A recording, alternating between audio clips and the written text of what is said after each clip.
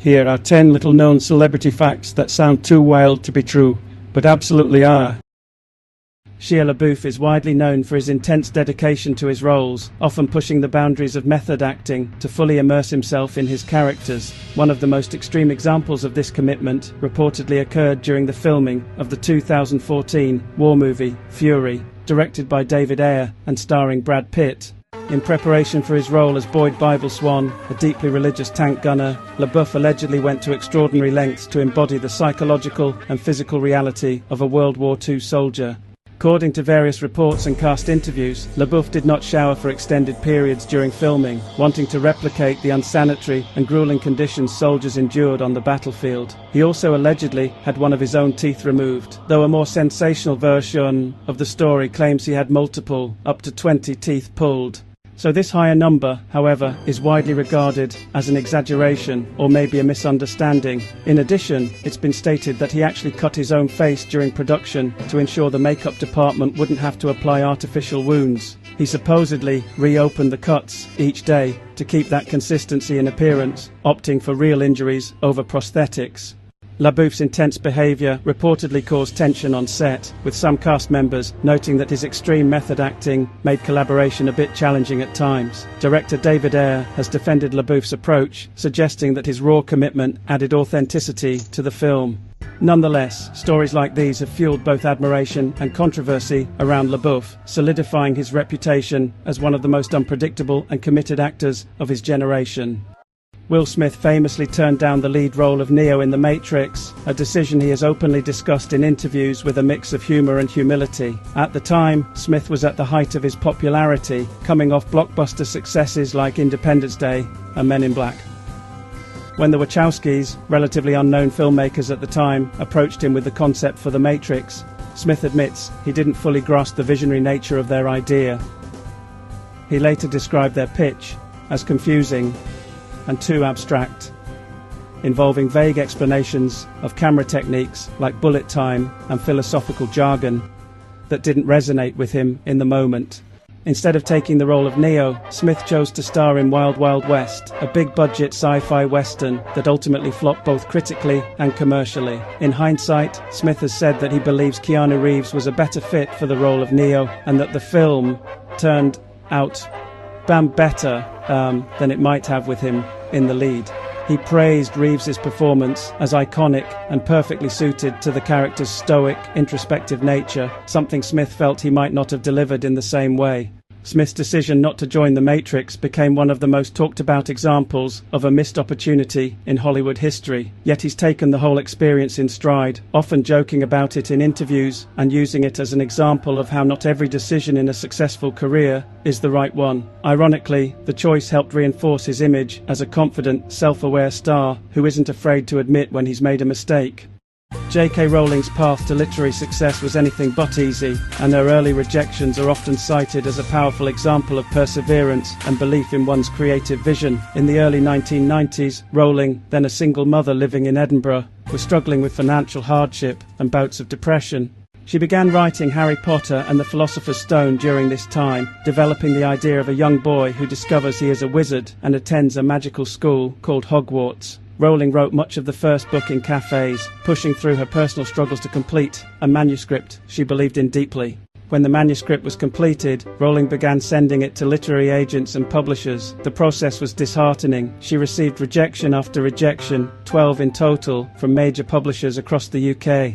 These rejections were often based on concerns that the book was too long for a children's novel, or that the fantasy genre wasn't considered marketable at the time. Some publishers reportedly didn't even respond. Despite the mounting setbacks, Rowling continued to submit her work, refusing to give up hope. A breakthrough came when literary agent Christopher Little agreed to represent her, recognizing potential in the manuscript. Even then, it took some effort to find a publisher willing to take a chance on the story. Finally, Bloomsbury Publishing agreed to publish the book, but with a cautious approach. Chairman Nigel Newton gave the first chapter to his 8-year-old daughter, Alice, who loved it and wanted to read more. Her enthusiastic response played a key role in the publisher's decision to take on the project. Bloomsbury printed only 500 copies in the initial run, and Rowling was given a small advance of around £1,500. She was also advised to adopt the pen name J.K. Rowling, using her initials rather than her full name, Joanne Rowling, because it was believed that young boys might be less inclined to read a book written by a woman. The rest is literary history. Harry Potter and the Philosopher's Stone was published in 1997 and quickly gained traction through word of mouth and school libraries. The series went on to become a monumental success, selling over 500 million copies worldwide and being translated into over 80 languages. The book spawned a blockbuster film franchise, theme parks, merchandise empires, and a devoted global fan base. What's especially remarkable is that this cultural juggernaut was initially seen by the industry as too risky, too long, or simply not compelling enough. Rowling's experience underscores an important message for writers and creatives. Rejection does not equate to failure, and perseverance in the face of doubt can lead to extraordinary success. Her journey from being dismissed by a dozen publishers to becoming one of the most successful and influential authors in modern history is a powerful reminder that sometimes it only takes one yes to change everything. Megan Fox, widely known for her roles in films like Transformers and Jennifer's Body, has often been the subject of public fascination, not just for her acting and beauty, but also for a unique physical trait. She has what is medically referred to as brachydactyly type D, commonly known as a clubbed thumb or toe thumb. This condition is characterized by unusually short and broad thumbs with a flattened nail bed, caused by a genetic trait that affects the bone structure. Brachydactyly type D is relatively rare and benign, meaning it does not impact function or cause any health problems, but it does result in a distinct appearance. In Megan Fox's case, the trait is subtle yet noticeable, especially in close-up photos or during media appearances where her hands are visible. The condition is inherited and often runs in families, though it can also appear sporadically without a clear genetic pattern. This aspect of her anatomy has sparked both curiosity and unwarranted criticism online, with some internet users fixating on her thumbs in contrast to conventional beauty standards. Despite the occasional public commentary, Megan Fox has never expressed embarrassment or shame about the trait. In fact, she has referenced it with humour in interviews, showing a grounded self-awareness and confidence that has helped diffuse much of the unnecessary scrutiny. The attention given to Fox's thumbs reflects a broader cultural tendency to overly scrutinize celebrities' appearances, yet her response to this attention also highlights an important conversation about embracing individual differences and rejecting narrow definitions of beauty. Megan Fox's clubbed thumbs, while often discussed in superficial terms, ultimately serve as a reminder of the human uniqueness that exists even among those frequently held up as icons of perfection. Justin Bieber's rise to fame is one of the most well-known examples of how the internet, and particularly YouTube, can transform a young talent into a global superstar.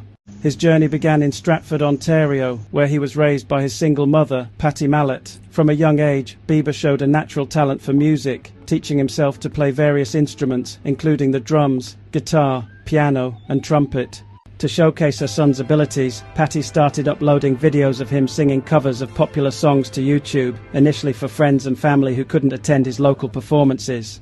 These videos, however, quickly gained traction beyond their intended audience. Bieber's soulful voice, confident stage presence, and charming personality captured the attention of viewers around the world. Among those viewers was Scooter Braun, a former marketing executive who stumbled upon one of Bieber's videos in 2007 while searching for a different artist. Impressed by the young singer's talent, Braun tracked him down and contacted Patty Mallet, eventually convincing her to allow Justin to travel to Atlanta to record demo tapes. That trip proved to be life-changing. In Atlanta, Bieber met R&B star Usher, who was equally impressed and soon helped secure him a record deal with Island Records. By 2009, Bieber released his debut single One Time, which became a chart success and set the stage for his first full-length album, My World. The album was a commercial hit, and Bieber's fame exploded, making him a household name by the age of 15. His story, rooted in modest beginnings and amplified by social media, marked a new era in how musical talent could be discovered and nurtured. Bieber's discovery through YouTube revolutionized the music industry's understanding of online platforms as legitimate launching pads for artists. It also underscored the power of fan engagement, as his early followers played a significant role in spreading his videos and building his initial popularity. Today, Bieber is one of the most successful pop artists of his generation, and his journey from home-recorded YouTube videos to international superstardom continues to inspire aspiring musicians around the world. David Blaine, the renowned illusionist and endurance artist, achieved one of his most astonishing feats on April 30th, 2008, when he held his breath underwater for 17 minutes and 4.4 seconds during a live broadcast on The Oprah Winfrey Show. This incredible performance set a new world record at the time for oxygen-assisted static apnea, an event in which the participant breathes pure oxygen before holding their breath. The feat was not just a demonstration of physical endurance, but also of mental discipline, rigorous training, and scientific strategy. In the weeks leading up to the event, Blaine underwent intense preparation, which included purging carbon dioxide from his lungs through specific breathing techniques, improving his lung capacity, and undergoing medical supervision to avoid long-term damage. Unlike his previous attempt in 2006, where he tried to hold his breath for 9 minutes during a stunt submerged in a water-filled sphere in New York City and failed, this time he focused entirely on breath holding as a standalone challenge. He trained with professionals from the diving and medical communities to better understand the physiology and psychology of breath holding. The 17-minute underwater breath hold took place in a water tank in front of a live studio audience and millions of viewers watching on television. Blaine remained eerily calm throughout, floating motionless, monitored closely by medical personnel to ensure his safety. As the minutes ticked by, tension built among the audience and viewers, knowing that pushing the human body to such limits could be dangerous or even fatal if miscalculated. Blaine's successful completion of the challenge was met with widespread amazement. Although the record he set was eventually surpassed, his performance remains one of the most memorable moments in the history of televised stunts. More importantly, it highlighted Blaine's transition from being viewed merely as a magician or street performer to being recognized as a serious endurance artist, someone willing to explore and test the boundaries of human capability through meticulous training and unwavering mental focus. Daniel Day-Lewis is widely regarded as one of the most dedicated and immersive actors of his generation, and his portrayal of Abraham Lincoln in Steven Spielberg's 2012 film Lincoln is a prime example of his commitment to method acting. Known for staying in character for the entire duration of a film shoot, Day-Lewis took his process to extraordinary lengths while portraying the 16th President of the United States. He remained in character as Lincoln not just on set but off it as well, 24 hours a day, 7 days a week for the duration of the production. This meant that during filming, Day-Lewis spoke in Lincoln's voice, adopted his mannerisms, and maintained his 19th century mindset, even in his interactions with cast and crew. He chose to speak in a historically informed, high-pitched voice, based on research that suggested Lincoln did not have the deep, booming voice often depicted in earlier portrayals. He also insisted on being called Mr. President, or Abe, by everyone on set, including director Steven Spielberg and his fellow actors. This immersive approach extended to modern technology as well. Day-Lewis reportedly sent text messages to co-stars like Sally Field, who played Mary Todd Lincoln, in character, writing in the tone and language Lincoln might have used had he lived in the era of smartphones. Spielberg, who had long wanted to make a film about Lincoln and considered Day-Lewis essential to the role, respected and adapted to the actor's intense process. Spielberg did not speak to Day-Lewis as himself during the shoot. He only addressed him as Lincoln, helping preserve the integrity of Day-Lewis's immersion. The result was a performance that was widely praised for its authenticity, emotional depth and nuance, earning Day-Lewis his third Academy Award for Best Actor, making him the first male actor to achieve that milestone. While some may see his approach as extreme, Daniel Day-Lewis's method acting has consistently yielded critically acclaimed performances that are deeply transformative. His commitment to character, particularly in Lincoln, helped bring one of the most complex and revered figures in American history vividly to life on screen. The role solidified Day-Lewis's legacy, not just as a gifted actor, but as an artist, uniquely willing to dissolve the line between performer and historical figure in pursuit of cinematic truth. Ariana Grande, the pop superstar known for her powerful vocals and chart-topping hits, surprised many fans when she revealed that she is allergic to tomatoes. The revelation came to public attention in 2019 after she was forced to cancel a scheduled concert in Tampa, Florida, due to an allergic reaction. Grande later shared on social media that the reaction was caused by tomatoes, stating that she had experienced throat swelling and other symptoms that made it impossible for her to perform safely. The news was particularly surprising to fans because tomatoes are a common ingredient in many foods, especially Italian cuisine, which Grande has publicly expressed her love for in the past, given her Italian heritage. The allergy appeared to be a late-onset sensitivity. As Grande herself noted, she had never had a problem with tomatoes before. It's not uncommon for food allergies to develop later in life, though it can be disorienting when it involves such a staple ingredient. Grande's openness about her allergy also highlighted the pressures artists face when dealing with health issues while maintaining demanding tour schedules. In addressing the incident, she expressed disappointment at having to cancel a show, but emphasized the importance of health and safety for both herself and her fans. Her candor about the experience was met with empathy and support, as it served as a reminder that even international pop icons face everyday challenges like food allergies. Since then, Ariana has reportedly been careful about her diet, avoiding tomatoes and tomato-based products while on tour and during public appearances. Her experience added her to the list of celebrities who live with dietary restrictions, and it reminded fans of the importance of listening to one's body, even in the midst of a fast-paced lifestyle. Before becoming one of Hollywood's most iconic leading men, Harrison Ford worked as a professional carpenter, a chapter in his life that significantly shaped his later acting career. In the late 1960s and early 1970s, Ford was struggling to break into acting. Despite signing a contract with Columbia and later Universal, he found himself landing only minor roles, most of which he considered uninspiring. Frustrated with the lack of meaningful opportunities and needing to support his growing family, Ford decided to pursue carpentry as a more reliable source of income. Entirely self-taught, Ford honed his woodworking skills by studying books and practicing relentlessly, eventually developing a reputation as a skilled and meticulous craftsman. He began taking on freelance carpentry jobs around Los Angeles, which included custom home renovations and furniture making. His clients included a number of well-known figures in the entertainment industry, and his craftsmanship earned respect far beyond what one might expect from an aspiring actor, supplementing his income.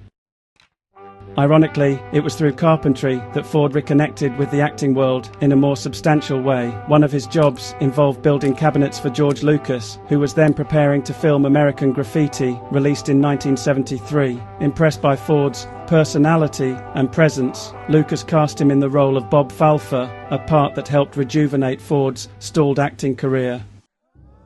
That collaboration would later lead to Ford being cast as Han Solo in Star Wars, released in 1977, a role that made him a global superstar and permanently altered the trajectory of his life. Ford's background as a carpenter has since become a celebrated part of his mythology. It's a story that underscores his work ethic, humility, and perseverance, traits that endeared him to directors and audiences alike. Even after achieving fame, Ford has spoken with pride about his time in the trade, and he occasionally returns to woodworking as a personal hobby. His journey from building furniture to becoming Indiana Jones and Han Solo is a testament to how unconventional paths and practical skills can unexpectedly lead to legendary success. John Lennon, one of the most influential musicians of the 20th century and a founding member of the Beatles, was legally blind without his glasses, a fact not widely known to many fans during the height of his fame. Lennon had severe myopia, which meant that without corrective lenses, he had significant difficulty seeing anything beyond a very short distance. His prescription was extremely strong, and his vision impairment was such that he was considered legally blind without his glasses. Throughout his career, Lennon was often photographed either wearing his iconic round granny glasses or without any eyewear at all. The round glasses, which became a major part of his image, were originally issued as part of his costume for the 1967 film How I Won the War, directed by Richard Lester. Lennon took a liking to the look and began wearing the style regularly, eventually turning them into one of his signature visual trademarks. They served not just as a fashion statement, but as a necessity for him to function and perform with clarity. Despite his dependence on glasses, Lennon often opted not to wear them in public or during performances in the earlier days of the Beatles. This choice was partly aesthetic and partly influenced by the era's attitudes toward eyewear, which wasn't always considered compatible with the rock and roll image. However, as Lennon grew older and more confident in his personal style, he embraced the glasses more openly. They became synonymous with his post-Beatles persona, a symbol of his evolving identity as a solo artist and peace activist. Lennon's severe nearsightedness also played a subtle role in shaping his behaviour and interactions. According to those close to him, he could be more introverted or guarded when not wearing his glasses, perhaps due to the discomfort of navigating the world in a blurred haze. Yet this vulnerability rarely showed on stage or in interviews, where his wit and charisma remained sharp. His visual impairment serves as a reminder that even the most iconic figures have personal challenges they quietly manage behind the scenes.